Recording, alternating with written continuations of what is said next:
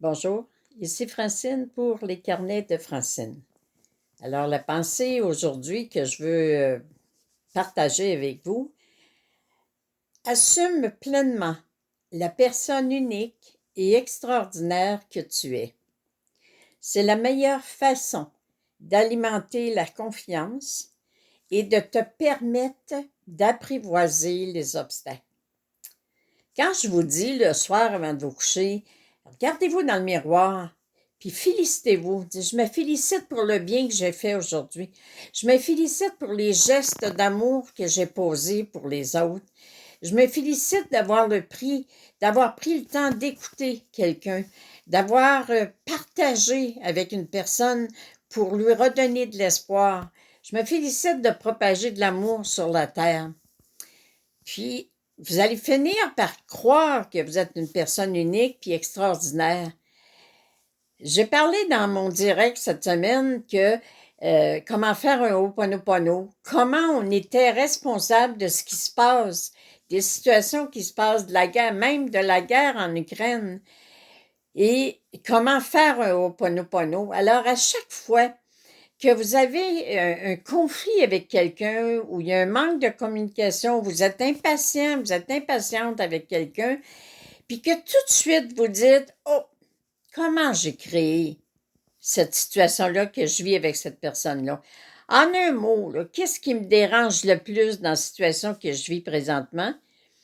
Puis, vous faites un Ho'oponopono, bien, prenez le temps de réaliser comment vous êtes une personne qui fait pas juste apprendre. Combien de personnes ont la tête pleine de données, de connaissances, mais ils font absolument rien avec ce qu'ils apprennent. Tu sais, la différence entre l'intelligence puis la personne intellectuelle, c'est que la personne intelligente, elle a beaucoup de données, beaucoup de connaissances. Mais la personne intellectuelle, c'est la personne qui met tout ça en pratique. C'est beau de savoir, de lire comment faire un Ho'oponopono, mais si je le fais jamais, si je reste dans ma mémoire que, wow, voir si ça a du bon sens, que je sois responsable de la guerre en Ukraine. C'est pas. Quelle est la guerre qu'il y a à l'intérieur de vous?